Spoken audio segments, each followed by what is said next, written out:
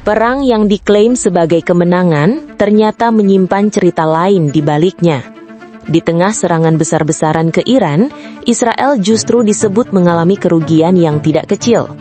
Korban berjatuhan, biaya perang membengkak, dan yang paling mengejutkan, muncul kesaksian yang mengungkap sisi lain dari konflik ini.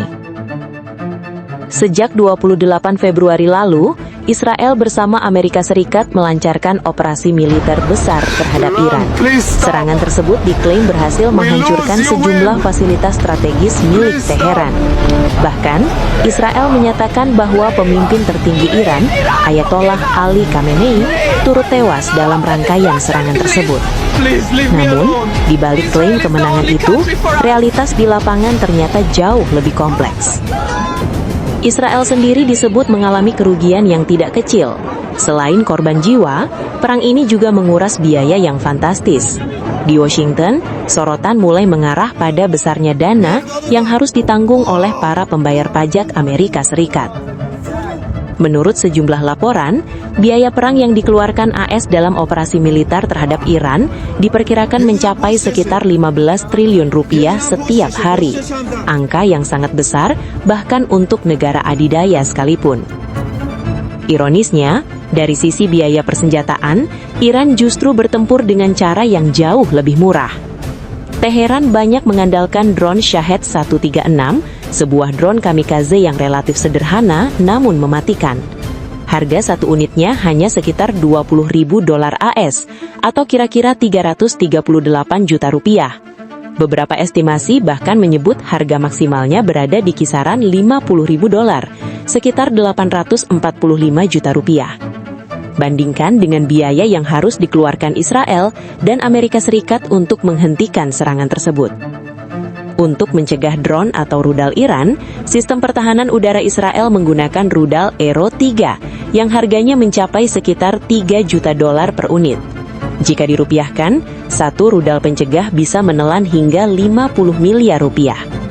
Artinya, dalam banyak kasus Israel harus menembakkan rudal yang nilainya puluhan miliar rupiah hanya untuk menghancurkan drone yang harganya ratusan juta. Ketimpangan biaya ini membuat serangan besar-besaran Iran berpotensi menguras sumber daya militer Israel dan sekutunya secara perlahan. Namun, cerita menjadi semakin rumit setelah muncul kesaksian dari seorang jurnalis internasional. Seorang jurnalis asal India, Praj Mohan Singh, yang baru saja mengunjungi Israel, mengungkapkan pengalaman yang mengejutkan selama berada di negara tersebut. Menurut Singh, otoritas Israel menerapkan pembatasan ketat terhadap peliputan media selama perang berlangsung.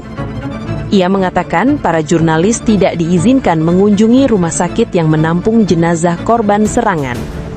Bahkan lokasi kehancuran akibat rudal Iran pun tidak boleh direkam secara bebas. Pemerintah tidak akan memberitahu apapun kepada Anda, ujar Singh dalam sebuah wawancara. Ia menambahkan bahwa ketika sebuah serangan terjadi, para jurnalis bahkan tidak selalu mengetahui di mana lokasi pastinya. Singh juga mengklaim bahwa beberapa rudal Iran menghantam wilayah Israel tanpa sirena peringatan terlebih dahulu. Sebuah pernyataan yang bertentangan dengan jaminan resmi pemerintah Israel mengenai sistem peringatan dini mereka. Menurutnya, ada warga sipil yang bahkan meninggal di dalam tempat perlindungan meskipun fasilitas tersebut disebut-sebut aman. Kesaksian ini dengan cepat menyebar luas di media sosial dan memicu perdebatan sengit. Sebagian pengguna internet menyebutnya sebagai bukti bahwa sensor militer Israel sangat ketat selama perang berlangsung, sehingga informasi mengenai kerusakan dan korban mungkin tidak sepenuhnya dipublikasikan. Namun ada pula yang berpendapat bahwa pembatasan tersebut merupakan bagian dari strategi informasi di masa perang, yang bertujuan mengendalikan narasi dan menjaga stabilitas di dalam negeri. Perdebatan semakin memanas setelah muncul laporan bahwa NBC News menyiarkan rekaman rudal Iran yang menghantam Tel Aviv. Dalam tayangan tersebut terlihat jelas ledakan besar di kota tersebut. Namun detail mengenai lokasi pasti dan tingkat kerusakan tidak pernah diungkap secara terbuka. Beberapa pengamat menilai minimnya informasi ini sejalan dengan aturan sensor militer Israel yang memang ketat dalam situasi perang. Sementara itu, analisis dari unit open source Al Jazeera mencoba mengungkap gambaran yang lebih jelas. Melalui foto udara yang dipublikasikan oleh platform Israel yang tidak berada di bawah sensor militer, para analis berhasil mengidentifikasi salah satu lokasi serangan rudal Iran.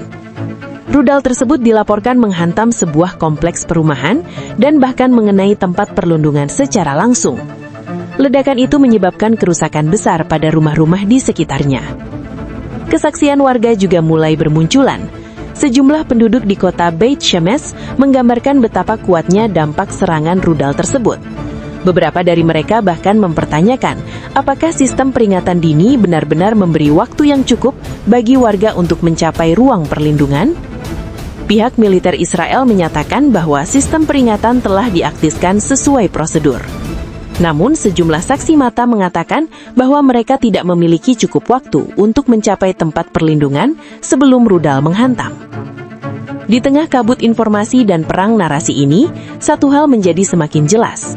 Konflik antara Iran dan Israel bukan hanya berlangsung di medan tempur, tetapi juga di medan informasi, di mana setiap pihak berusaha mengendalikan cerita yang sampai ke dunia.